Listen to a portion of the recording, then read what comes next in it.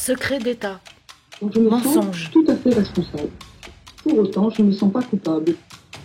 trafic d'influence, illégibilité, financement occulte des partis, blanchiment d'argent sale, corruption, mafia politique, écoute illégale, rétrocommission, abus de faiblesse, harcèlement sexuel, viol,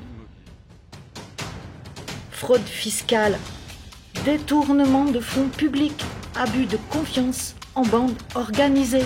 Il ne sert à rien de parler d'autorité quand on n'est pas soi-même irréprochable. Hypocrisie, emploi fictif, clientélisme, favoritisme, blanchiment de fraude fiscale.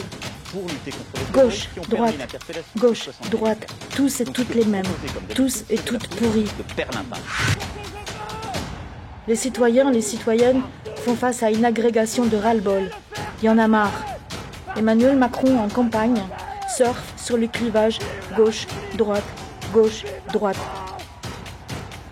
Il s'engouffre dans la brèche creusée par le dégoût des politiques. Les Français ont choisi, vous l'avez rappelé, le 7 mai dernier, l'espoir et l'esprit de conquête. Les citoyens auront voix au chapitre, ils seront écoutés.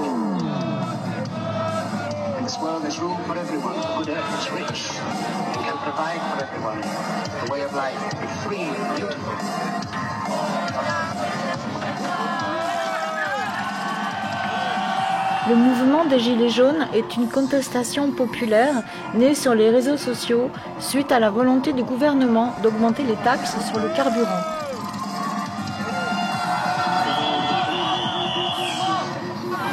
C'est l'Union des Gilets jaunes, c'est la résistance. C'est un mouvement qui crève la dalle, qu'on a marre de crever la dalle. C'est l'Union des citoyens. Le mouvement, moi il m'impressionne en tout cas. Je veux dire, je manifeste depuis des années, il m'impressionne énormément. Les citoyens, les citoyennes posent le premier acte de leur mobilisation le samedi 17 novembre 2018.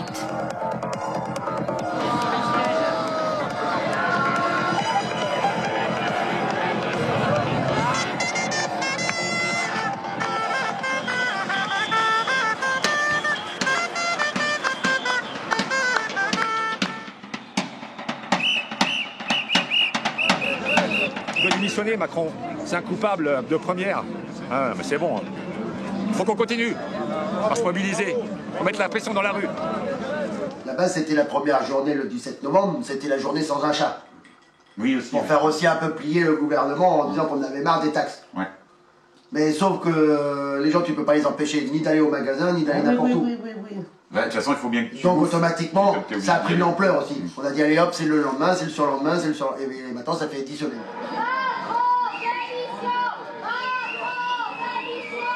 Au début, c'est vrai que c'était le carburant, c'était ça. Après, il y a le SMIC, quoi. Quand je vois qu'on est payé 9,88 brut, ça fait pas grand-chose en net. Donc il y avait ça, et pour toutes les taxes, nourriture, voilà.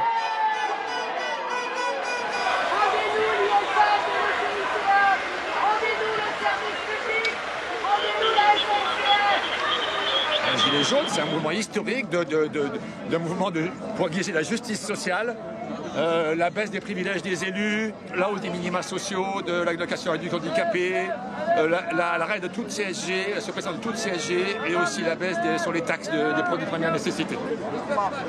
Il y a une revendication qui maintenant est notre revendication numéro 1, c'est le référendum d'initiative citoyenne en toute matière. C'est la seule et unique solution pour sortir de cette crise des Gilets jaunes. Évidemment, on ne va pas nous l'accorder, ils ne vont pas nous le donner comme ça. Mais si nous avons les millions de signatures nécessaires, et on y travaille tous les jours, de toutes nos forces, je pense qu'on va y arriver. Jamais aucune organisation n'a obtenu ce que les Gilets jaunes ont obtenu. On est dans la 9e semaine, on arrive à l'acte 10, c'est l'heure du RIC. C'est l'heure du RIC, je vous le dis. Et si ceux d'en bas bougent, ceux d'en haut vont tomber, c'est obligé. Si je voulais le dire en une formule, je vous dirais, le RIC, il me hérisse. Je suis pas pour. Commence par le référendum d'initiative citoyenne qui va nous permettre de changer de constitution. Donc ça, là-dessus, c'est vraiment, ça doit être notre objectif à tous. Rien n'est plus puissant qu'une idée dont l'heure est venue. C'est Victor Hugo. Le référendum d'initiative citoyenne. Les citoyens, citoyennes demandent le respect des promesses des politiques. Lorsqu'il est dit de toute matière, son champ d'application n'est pas limité. Législatif, abrogatif, constituant, révocatoire, ratificatoire, suspensif, convocatoire, etc. Puis on a vu arriver ce mouvement qu'on n'attendait pas du tout, qui a explosé, qui nous a beaucoup surpris, qui a réussi en très peu de temps à mobiliser un nombre de personnes incroyables, beaucoup plus que ce que nous on avait réussi à faire en des années. Et puis moi personnellement j'étais très très admirative de ce qu'ils avaient réussi à faire.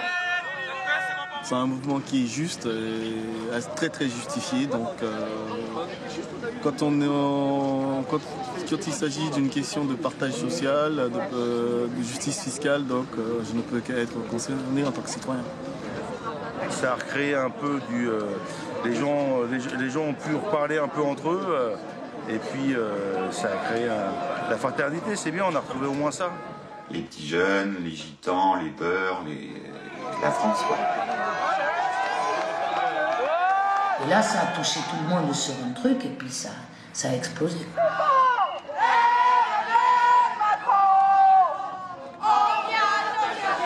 Ce qui me paraît très très important dans ce mouvement, c'est qu'il y a énormément de femmes. Et c'est les plus précarisées. De toute façon, nous on le dit depuis très longtemps, que les femmes, avec la précarisation, c'est surtout elles qui en prennent plein la gueule. Et là, elles se sont réveillées, et elles sont là, elles sont présentes, et elles sont en masse, et elles sont peut-être, même certainement, beaucoup plus déterminées que les hommes. On est arrivé à un stade, à un point de non-retour avec toute cette histoire de gouvernement et tout ça, des taxes, en veux-tu, en voilà, faut arriver à joindre les deux bouts, au milieu du mois, c'est dur. Vous êtes inscrit à Pôle emploi? Ouais. J'ai beau envoyer des CV, lettres de motivation, ça fait rien. Mais vous voulez travailler dans quel secteur? De base, je suis horticole et j'ai envoyé partout dans les mairies, ils prennent pas. Mais si vous êtes prêt et motivé, je veux dire, dans l'hôtellerie, le café, la restauration, dans le bâtiment, il n'y a pas un endroit où je vais où ils ne me disent pas qu'ils cherchent des gens. Hôtel, café, restaurant, je traverse la rue, je vous en trouve, ils veulent simplement des gens qui sont prêts à travailler. Je suis dans la rue, c'est pour défendre les intérêts là, de nos jeunes, déjà, parce que j'en ai marre de les voir travailler avec en dessous du SMIC, bien souvent en dessous du SMIC, et qu'ils soient déjà obligés de dormir dans leur voiture parce qu'ils n'ont pas eu la chance que moi j'ai eue quand j'avais leur âge. Quand ça n'allait pas, j'allais manger chez mes parents ou mes grands-parents ou chez mes oncles et mes tantes. Ça, c'est une des premières raisons. Après, la deuxième raison qui m'est personnelle, c'est que moi je suis retraité et que j'en ai plein le cul, excusez-moi l'expression, qu'on tape toujours sur les classes moyennes et sur les retraités en particulier, alors que durant toute notre vie, on a fait de gros efforts, on nous a toujours demandé de bosser, on a toujours bossé. C'est ma première manifestation et je ne suis pas prêt à lâcher. Macron dégagé, grève, blocage, Macron dégagé. Ah bah là, ma retraite, plus ça va, plus elle diminue. Hein. Ouais, parce que là, il gagne encore du piqué 14 €. Ils arrivent à 700 € bientôt, si ça continue. J'ai touché 940, bon, c'est-à-dire je faisais la gueule. Ouais. Et la CG m'ont pompé, j'ai touché que 900 €. Et là, ils viennent me prendre à la source, il me reste plus que 880 €. Bah ouais. La CSG, Contribution sociale généralisée, est créée en 1991 à l'initiative du gouvernement Michel Rocard pour diversifier le financement de la protection sociale. La CSG est subie par plus de 7 millions de foyers fiscaux retraités. C'est pour ça qu'il y a beaucoup de personnes âgées, tu fais remarquer, Garda.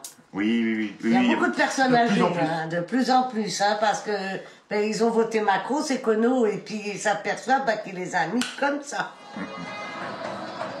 J'en suis une victime, hein, parce que je suis retraitée, on m'a retiré, sur une petite retraite, on m'a retiré 60 € là.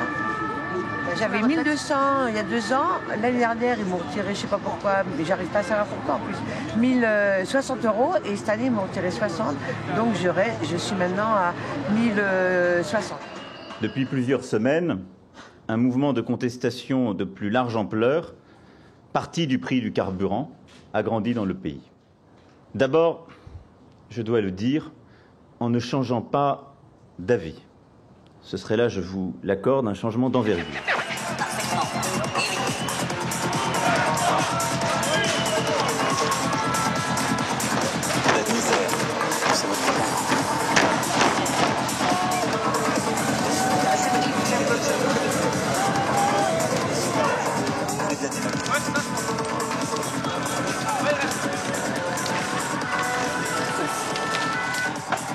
La révolte gronde, enfle, les esprits sont échauffés. Exploités, méprisés, bafoués, abusés, les citoyens, les citoyennes renvoient la violence qu'ils, elles, subissent au quotidien.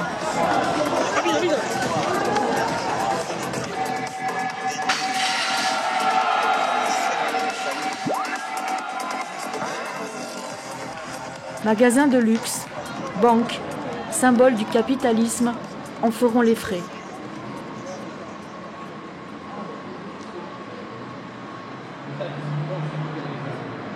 En fait, nous, les Gilets jaunes, on n'est pas trop étonnés par la circonstance de Macron, surtout sa prestation, parce que c'est pas un chef d'État. Je pense que c'est surtout un chef d'entreprise. Je pense qu'il a été élu comme ça par usurpation. Il a profité de l'alignement des planètes. Après, il s'est retrouvé président et il s'est dit mince, qu'est-ce que je fais? Comme il a bénéficié de tous les pouvoirs politiques et financiers, que ce soit de la gauche et de la droite, eh ben, il est en train de nous allumer. Donc en fait, moi, ça ne m'étonne pas qu'il ne réagisse pas. Il ne sait pas réagir.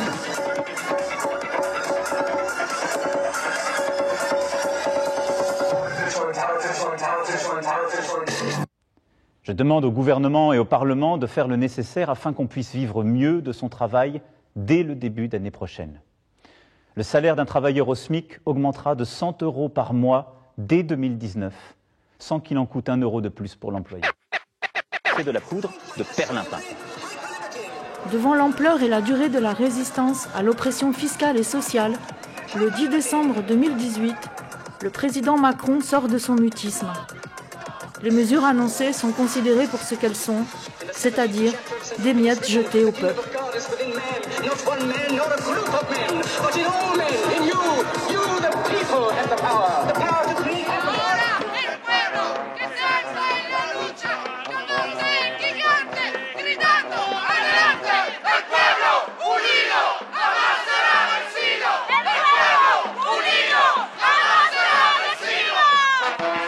Il faut demander les augmentations de salaire, c'est bon, on n'est pas là pour vivre avec des allocations.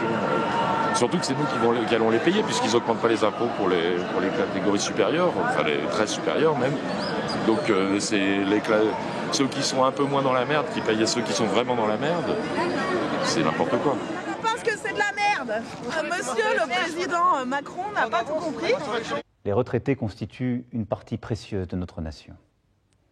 Pour ceux qui touchent moins de 2 000 € par mois, nous annulerons en 2019 la hausse de CSG. Et je veux qu'une vraie amélioration. L'effort qui leur a été demandé était trop important. C'est pourquoi je demanderai à tous les employeurs qui le peuvent de verser une prime de fin d'année à leurs employés. Et cette prime n'aura à coûter ni impôt, ni charge. Ce qui est insupportable, c'est que des chômeurs de longue durée devraient avoir un peu plus d'humilité. Parce que n'oubliez jamais ce que vous nous devez, votre existence. Regardez votre histoire, largement inutile, dénuée de sens, comme un simple salut.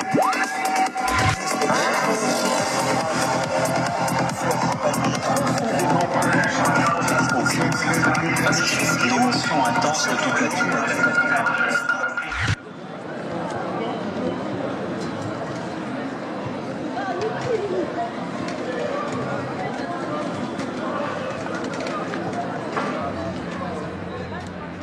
Je vais donc mettre aux voix la proposition de loi. Loi anti-casseurs ou loi anti-manifestation? 150 gilets jaunes mis sur écoute officiellement et combien d'autres officieusement? Le scrutin est clos. Qui sont les casseurs? Voici le résultat du scrutin. Votant 553.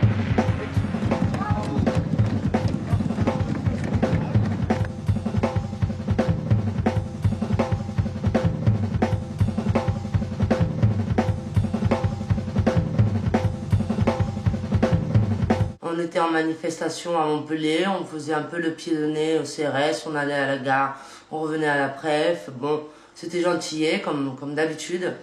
Mais par contre, eux, les CRS, c'était pas comme d'habitude, ils nous ont gazé vraiment méchants. Ils m'ont tabassé à 3-4 en train de me donner des coups de pied, des coups de matraque. J'arrivais à me protéger le visage. J'ai réussi à avoir l'embout des bottes quand même, qui sont très arrondies et très larges. Ils me traitaient de fils de chien que j'étais, d'enculé, de bâtard, de tout ce que vous voulez. Quand j'ai mis ma main sur ma plaie, mes doigts ils sont rentrés dans ma plaie. Je peux vous assurer que j'ai une phalange et demie qui est rentrée dans ma plaie. On a pris du gaz lacrymogène, on a pris des flashballs. Moi j'en ai pris un dans la gueule. Je suis tombé KO pendant 2-3 minutes. Heureusement qu'on m'a ramassé. Et voilà ce qui lui tire dans la gueule, regardez. Voilà. Et ça arrache la figure, ça. Et ça, il vous vise au niveau de la tête, pas au niveau des jambes. C'est dur comme du béton.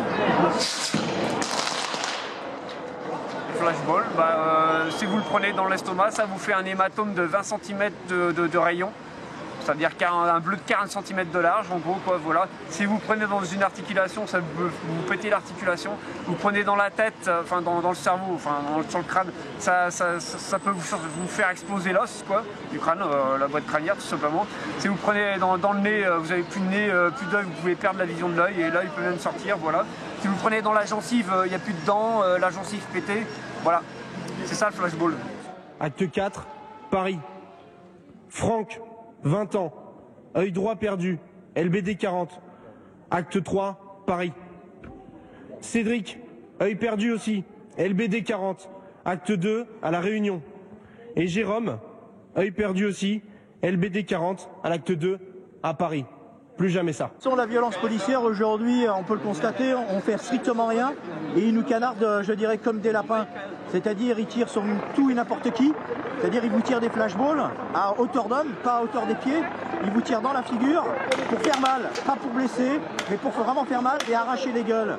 Et en plus, vous voyez, hein, autour de vous, ils vous balancent des bombes lacrymogènes et en plus, ils chargent et ils frappent. Alors que nous, on est hyper pacifiques. Alors, je ne comprends pas. C'est un scandale. Et tous les Français et Françaises devraient être dans la rue aujourd'hui parce que ça devrait jamais exister.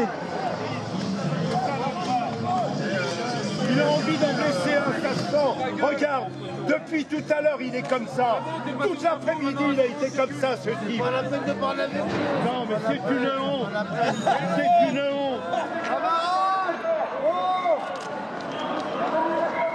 C'est ça la réponse. Si ça, c'est la réponse de l'État, cet État, il n'est plus notre État. C'est l'État, ça devrait être une représentation du peuple, mais c'est bien le contraire.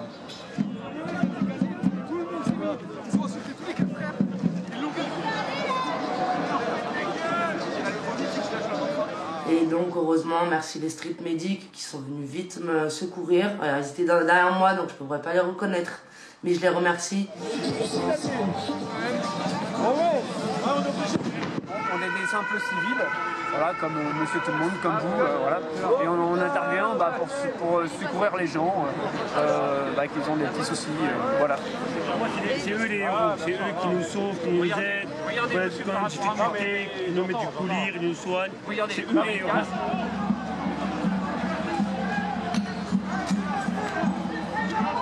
Ça, c'est un appel de plein d'organisations différentes pour dénoncer la future loi qui nous concocte là pour nous empêcher de manifester. On demande l'abolition de cette loi, qui n'est pas encore votée, qui passera au Sénat le 3 février. On demande l'arrêt des poursuites contre les Gilets jaunes, vous savez, qui sont interpellés, mis en garde à vue, emprisonnés, etc. On demande l'arrêt de l'impunité des policiers qui tuent, qui blessent. Et on demande l'arrêt des armes non létales dans des manifestations, hein, les LBD 40, qui sont interdites en Europe en plus. Quoi qu'il se passe, même si une manif n'est pas déclarée en bonne et due forme, la police n'a pas à matraquer, casser, à se prendre.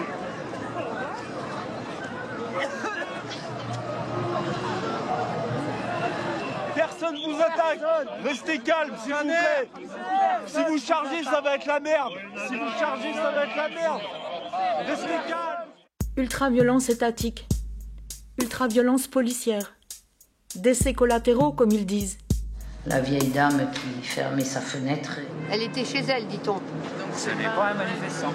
C'est un accident. Ils considèrent ça comme un accident. C'est une, comment on dit, dommage collatéral. Oui, cette brave dame, elle compte pas pour la police. C'est la grenade qui l'a prise, quoi. Après, je pense que c'est des gens qui vont peut-être essayer de porter plainte aussi, donc qui ont peut-être aussi besoin que ce soit médiatisé, puisqu'ils envisagent de porter plainte. Je trouve que ça serait bien d'avoir plein de visages différents, et que ça serait très marquant de mettre ça dans une manif, c'est quand même extrêmement parlant. Et puis je me dis que peut-être la police et les CRS ont ces visages en face d'eux, ils vont peut-être, je sais pas, je me dis que bon... On peut toujours, mais se dire que malgré tout, peut-être ils ne se rendent pas compte de ce gros, je ne sais pas. Gazage, matraquage, tir de flashball, grenades de désencerclement. Le peuple prend la mesure des violences policières au rythme du décompte des blessés, éborgnés, décès. Vous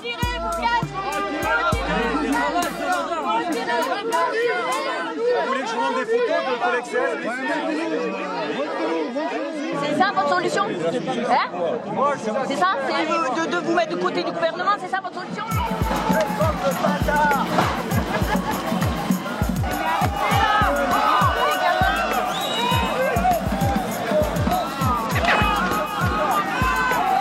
Un gilet jaune, d'après ce que j'ai compris, c'est quelqu'un un porte-parole un petit peu des gilets jaunes qui s'est fait tirer dessus dans la tête là tout à l'heure.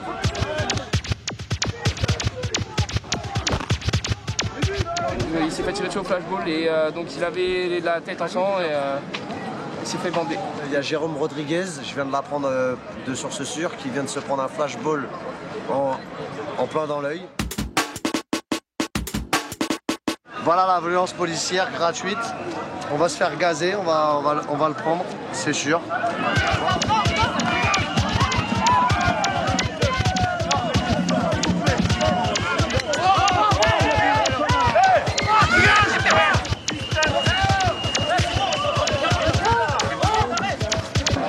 Armé.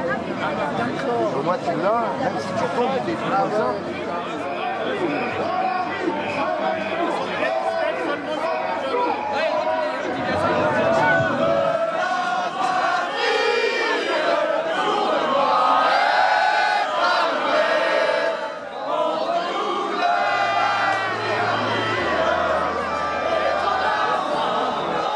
À Nîmes, une heure après que je t'ai rencontré et que je t'ai fait un bon discours, j'étais à la rue Cité Foulques, il y avait des snipers sur les toits, un hélicoptère au-dessus de nous qui jetait le plein de lacrymogène et on reculait, on revenait, il n'y avait pas de jet de pierre, de projectiles, rien. J'étais à 35 mètres des forces d'ordre, il n'y avait aucune menace pour eux et voilà. Et du coup je vois un projectile arriver, je ne pouvais plus l'esquiver, ça y est, on m'a eu. Ce sont toujours des pacifiques, tous les gens qui tirent dessus sont des gens qui sont pacifiques. Dans l'hôpital où j'étais emmené, il y avait donc une salle exprès pour les gilets jaunes. Et j'ai demandé pourquoi, avec des lits de fortune sur le sol. Et j'ai demandé pourquoi, l'infirmier a dit « Ouais, c'est le SAMU qui nous a prévenu qu'il y aura plein de blessés. » J'ai dit « Comment ça? Comment ils ont pu savoir ça à l'avance? C'est le préfet? » Ouais, ça paraît que c'est le préfet. Violence policière préméditée. Le bras armé de l'État français peut casser des gueules, éborgner, mutiler. Impunité assurée.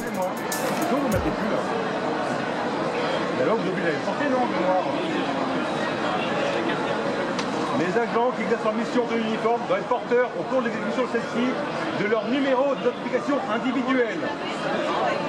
C'est écrit dans la loi, ça, monsieur. Et donc, ça a appliqué la loi et donc la respecter. Où sont vos matricules, s'il vous plaît?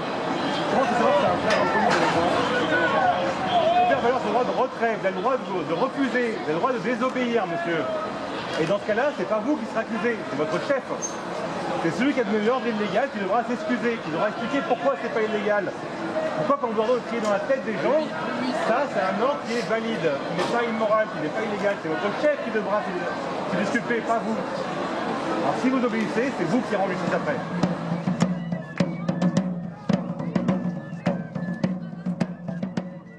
Comment imaginer que les milliardaires qui détiennent les groupes de presse, télé, radio, qui entretiennent des liens très étroits avec les politiques, comment imaginer qu'ils n'entravent pas le travail des salles de rédaction? Les journalistes sont-ils en capacité de produire un travail éthique? Médias ou chiens de garde de l'État français? Mais quand on regarde les images à la télé, même sur BFM ou LCI, que j'ai commencé à regarder, j'avais jamais regardé de ma vie. J'ai pas de télé pour me rendre compte. Et ben, je voyais bien qu'il y avait un décalage entre les images et les chiffres qui étaient donnés. Ayant une toute petite habitude quand même des mobilisations enseignantes et des manifs, je voyais bien que c'était beaucoup plus dense et je me disais c'est pas possible. Mais quand on a un peu d'expérience, on voit que ces chiffres sont complètement Ils annonçaient 80 000 manifestants sur toute la France. Et une fille qui a dit mais ces chiffres ne sont pas du tout corrects, c'est 300 000 personnes. Moi je vous le dis, c'est notre chiffre. On a de la famille qui n'ont pas les réseaux sociaux et qui ne voyaient pas, rien qu'en regardant BFM TV, CNews et puis les autres chaînes d'ailleurs, ils ne voyaient pas tout ce qui se passait. On leur a montré, nous, par rapport à nos réseaux sociaux, et ils pleurent. Ils se rendaient vraiment pas compte de ce qui se passait, quoi, vraiment. Quoi. Ils tournent les choses contre les gilets jaunes alors qu'on est pacifistes, quoi. Les médias, c'est plus des médias, c'est des porte-parole du gouvernement. C'est-à-dire, comment vous voulez faire avec eux? Ils sont contre nous de base. C'est-à-dire, mais ils nient l'évidence. On leur envoie des films, ils ne peuvent pas soi-disant les diffuser, pourtant c'est des films réels, des films tournés au cœur des manifs, où on voit des violences policières. Ça, ils l'éludent. Des journalistes qui font leur boulot, et après, on chèque. Mais ce journal, on retourne sur la rocade de Bordeaux afin de faire un dernier point sur la situation avec Lauriane de Casanova. Où est-ce qu'on en est, Lauriane ? Alors ici sur la rocade de Bordeaux, quelques voitures ont pu passer sur le pont d'Aquitaine, mais c'est vraiment très peu de véhicules, cela se fait au goutte à goutte. Et puis malheureusement la situation se tend, cela ne vient pas des manifestants qui sont toujours plutôt bon enfant, mais des forces de l'ordre. Les policiers les ont menacés de relever leur plaque d'immatriculation pour leur mettre des amendes. Et puis derrière moi, les CRS sont arrivés avec leurs matraques et leurs boucliers. Ils se sont mis en ligne et menacent maintenant de charger les gilets jaunes. Au revoir, à ce soir. Samedi, je regardais les chiffres que je t'avais envoyés. Ils annonçaient 400 manifestants à Montpellier samedi. Le premier chiffre, 400 manifestants à Montpellier. Et alors j'ai compté, et en fait c'est ce qu'il disait, c'est qui avait fait ce calcul, qui était drôle, qui disait en fait, si on divise le nombre de gilets jaunes par département, il y en a 2 ou 3 par département. Quoi. Bon, mais c'est dingue. Quoi. Au niveau des manifs, on a toujours ça. Beaucoup de gens s'en rendent compte de cette manipulation des médias. J'ai vu aux infos qu'ils avaient triché sur une pancarte où il y avait marqué Macron dégage. Et quand j'ai vu sur France 3 où il y avait marqué juste Macron, ils avaient fait une manipulation sur la pancarte où ils avaient marqué juste Macron. C'est hallucinant comment ils trichent pour essayer d'affaiblir les gilets jaunes. Moi justement, si je porte plainte contre France 3, c'est pour pas que ça jette le discrédit sur tous les médias. Parce que par exemple, moi je critique pas les journalistes qui font leur boulot, la base et les caméramans. Il faut critiquer les manias de la presse, c'est-à-dire Bolloré, Lagardère, Drahi. J'arrive à filmer ça, je vais te donner encore un exemple d'un truc. Tu vois, ce qui est marrant, c'est que tu vas filmer là où on est. Parce que là, on est quand même au palais de justice, au tribunal, on attend encore des gens qui ne sont pas encore sortis. Et France 3 annonce déjà le nombre de mecs incarcérés et trucs. C'est quand même marrant, ça. 3 incarcérés et trucs. Là, c'est une preuve en direct de leur mensonge perpétuel. Déjà des incarcérés, moi j'en connais déjà 5, donc il y en a plus que 3. Et ensuite, on est où là? Il y en a encore une dizaine à l'intérieur, on ne le sait pas encore. Donc ça, filme-le, c'est très important.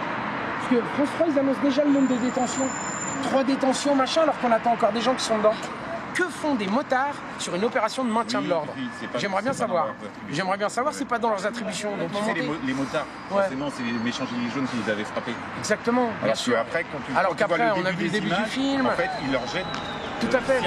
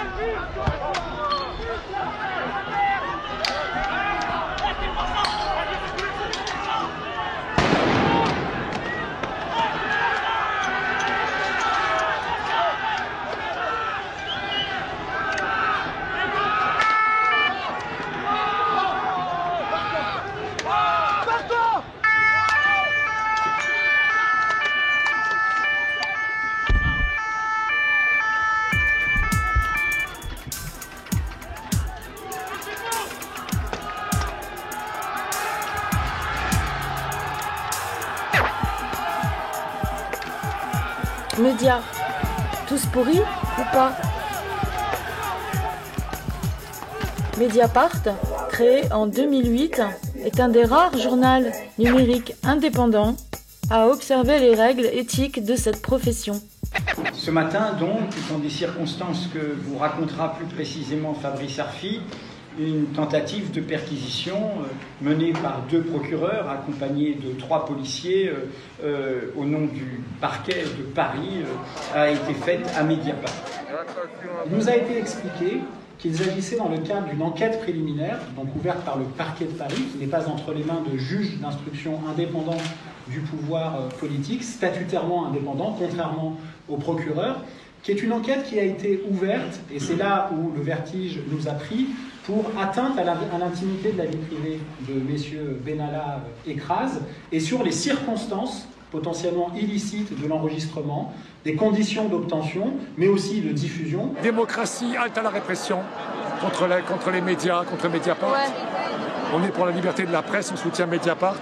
Toujours vécu comme un journal qui était aux côtés de la société mobilisée, aux côtés de la société civile, qui est un mot un peu qui veut rien dire, mais en tout cas là elle prend tout son sens avec ce mouvement. Et donc nous, c'est une vraie fierté de voir des gens qui viennent se mobiliser pour les questions aussi importantes que les questions démocratiques et la question du droit de savoir, et de la liberté d'informer. Ce mouvement, elle nous intéresse, et les questions qu'elle porte, les questions contre la vie chère, et pour les questions démocratiques et pour une meilleure démocratie dans une 5e République aujourd'hui qui est totalement essoufflée. Et on voit bien que, j'espère qu'on vit les derniers jours en ce moment de la 5e République. Bah ça, c'est pas, pour nous, c'est pas une surprise, mais c'est une vraie joie de vous voir tous ici, de vous voir venir nous soutenir. Vraiment, ça nous fait très chaud. C'était cohérent en fait, c'était la suite des choses simplement. C'est totalement dans la ligne de notre action, je pense. Et bien, continuons le combat et continuons la cohérence. Benalla en prison, vive à la maison. Benalla en prison, vive à la maison. Il ne s'agit pas pour les syndicats de s'approprier un mouvement qu'ils n'ont pas lancé, mais de voir si nous pouvons ensemble construire des bases communes et faire converger nos luttes pour gagner contre les injustices et les inégalités. Solidaire réagit dès le 19 novembre 2018. Quel rôle peuvent jouer les syndicats? Le syndicat, c'est un outil. Nous, on ne défend pas une étiquette, on s'en fout de Sud. Si demain il faut créer Nord, on créera Nord. S'il faut créer Est, on a encore 3 possibilités. Est, Nord, Est. Donc on s'en tape complètement. Pour nous, c'est un outil. L'outil, ça peut être amener de la sono, amener des gens, déclarer une manif, faire en sorte qu'on n'en prenne pas trop sur la gueule, etc. etc. On ne peut gagner qu'en s'y mettant tous. Et c'est notre conviction depuis des années, c'est pour ça qu'on est beaucoup à être à Sud ou à Solidaire. C'est notre façon de voir les choses. On ne se reconnaissait pas dans le syndicalisme qui existait.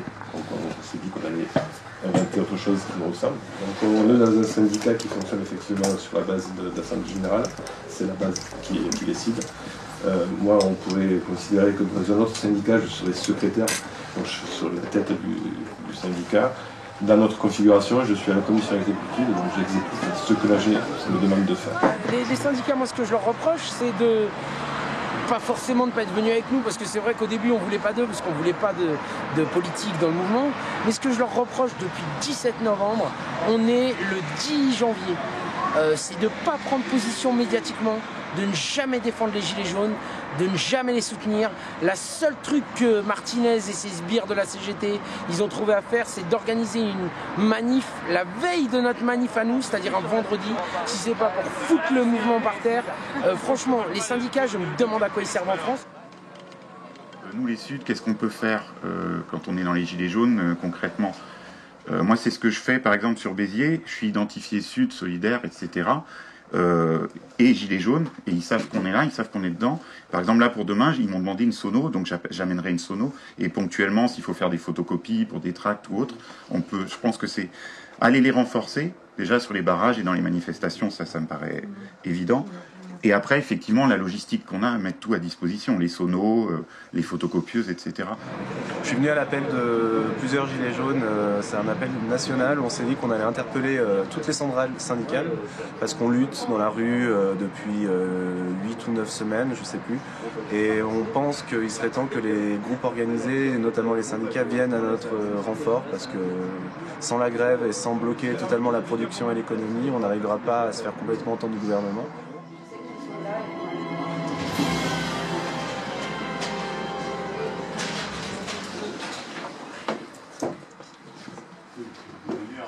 Je suis là pour vous dire, nous avons besoin, c'est vrai qu'on ne voulait pas venir vous voir au début, vous les syndicats, parce que, excusez-moi, mais on sait que vos têtes, elles sont tout aussi influencées, pour ne pas dire corrompues, d'accord, que les autres copains de la politique. On ne peut pas voir aujourd'hui qu'on est face à un mouvement insurrectionnel, face à un mouvement qui est révolutionnaire, et pour la première fois, on n'est pas sur de la médiocre défense contre une réforme. Pour la première fois, on a des exigences et on a les moyens de les obtenir. Si on n'est pas capable, à ce moment-là, dans nos syndicats, dans nos structures, de mettre en œuvre des moyens exceptionnels pour rappeler, pour rejoindre les mouvements, c'est qu'on s'est fait bouffer par la bureaucratie et la négociation avec le patronat et le gouvernement. On s'est battu sur du pouvoir d'achat. Non, mais ça, quand on s'est battu sur la victoire, qu'est-ce que vous avez gagné, vous? Qu'est-ce que vous avez gagné? Eh bien, le pétrole n'a pas augmenté. Du pétrole, vous n'avez rien gagné. Bah, c'est déjà pas mal. Nous sommes dans une situation telle en France maintenant que, avec la réaction que nous avons de la gouvernance, pour ne pas la nommer, la réaction que nous avons, c'est nous ne lâcherons rien. De leur côté, on garde le cap, on garde le cap. Alors d'accord, ils nous ont lancé des miettes, là, certains se battent pour ramasser les miettes. Mais en attendant, on arrive dans une situation telle d'injustice que nous qualifions ici de dictatoriale. Est-ce que vous vous rendez compte, messieurs, des syndicats? C'est pour ça que moi je suis venue vous rencontrer aujourd'hui. Est-ce que vous vous rendez compte qu'on est au bord de la guerre civile? Le problème des syndicats maintenant, c'est qu'en fait ils sont rémunérés par l'État. C'est ça. Et on mord pas la main qui nous nourrit. Nous on est un syndicat, je vais vous expliquer notre fonctionnement. Depuis notre création pratiquement, on se heurte, on ne va pas vous mentir, la porte est fermée, on va se parler librement, on se heurte à des directions syndicales nationales qui ont un jeu qui ne va pas forcément tout le temps, et c'est un euphémisme, dans le sens de l'intérêt des travailleurs. Moi, je ne représente pas l'ensemble des gilets jaunes. Moi, je suis un retraité qui suis dans le mouvement, je me répète, depuis le 17 novembre. Et j'ai envie, effectivement, de continuer le combat. Voilà. Et je sais que si on reste gilet jaune et si on n'a pas l'apport des syndicats ou des personnes syndiquées, on ne va pas arriver à avoir une conclusion positive. Voilà, tout simplement. Donc moi je dis, on a besoin de vous. Si jamais on arrive à faire débrayer les travailleurs, que les usines, que les gros moyens de production s'arrêtent, eh bien s'il n'y a plus de production, si les travailleurs, c'est eux qui font toutes les richesses du pays, eh bien si les travailleurs s'arrêtent, la production s'arrête, et alors là, de peur de tout perdre, on pourra peut-être obtenir des revendications très intéressantes, augmentation du SMIC et ainsi de suite. Mais ça, il faut le faire avec un mouvement d'ensemble. Et c'est vrai que c'est là qu'on est complémentaires. Et que si les syndicats entrent dans le jeu, et là je ne prétends pas que ni Solidaires ni les Suds sont en capacité de provoquer une grève générale, mais en tout cas c'est le message que nous on veut passer aux autres organisations. Pour moi, tout militant, quel que soit le drapeau qu'il porte, qui est dans la rue avec moi, c'est un camarade, même s'il ne porte pas le même drapeau que moi. Et par contre, là je parle des directions syndicales nationales. Donc il faut faire très attention, il faut que l'on soit très vigilant par rapport à ça. Si aujourd'hui on est là, c'est pas les organisations syndicales en réalité qui nous ont appelés, mais elles nous ont permis d'être là, c'est les Gilets jaunes. Et qu'on voit un petit peu les messages qui sont passés, on a des revendications dans lesquelles on se reconnaît. Et maintenant, c'est à ça qu'il faut s'allier. On le voit que maintenant, ils commencent à se structurer, à s'organiser. Ils ont pu voir en fait ce que nous, on a vécu lors des différentes grèves. Si on laisse passer cette opportunité, eh ben, on pourra se plaindre tout le reste de notre vie.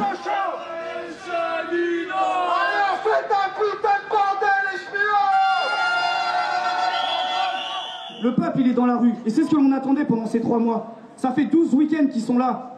Qu'est-ce qu'on attend encore? Résistance!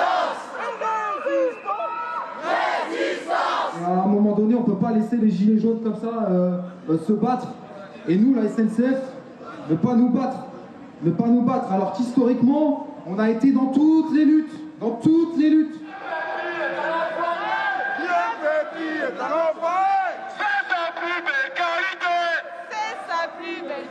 Et puis voilà, se regrouper tous les samedis pour aller en manif et pour grossir les rangs des gilets jaunes. Je crois que c'est des choses voilà, assez simples qu'on peut faire, quoi. On se donne un rendez-vous le samedi matin dans une gare et puis voilà, on va soutenir les gilets jaunes, on va se bagarrer avec eux. De toute façon, on lâchera rien. On lâchera. Pas question de lâcher, on fait que de régresser. On se bat même plus pour gagner, on se bat pour pas perdre. On est toujours là, on lâchera rien. On est avec nos convictions, on est solidaires et on va y aller. Et si on doit aller au front, je pense qu'on est tous capables de se regarder pour dire qu'on va y aller. Moi, c'est ça qui m'importe. D'urgence absolue pour la convergence des luttes. Voilà.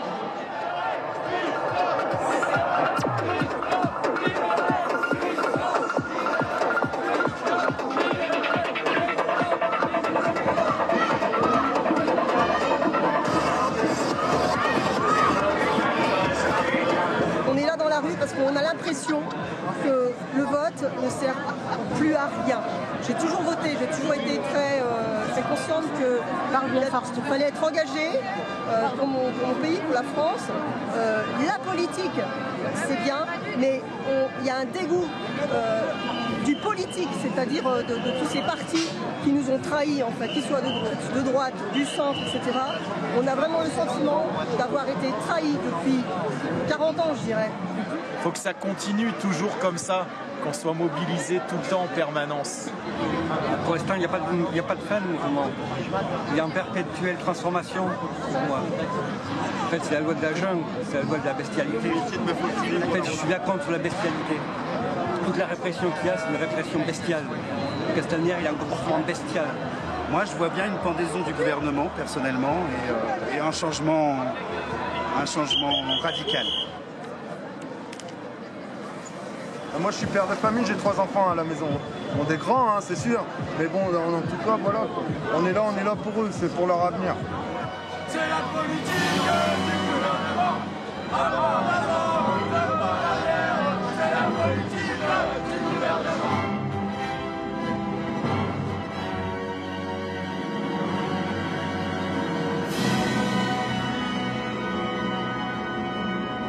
Pascal. Les gilets jaunes. Pascal. À tous les copains. Gilbert. À tous les copains. À la famille. À la famille des gilets jaunes. À la jaune année. À la jaune année.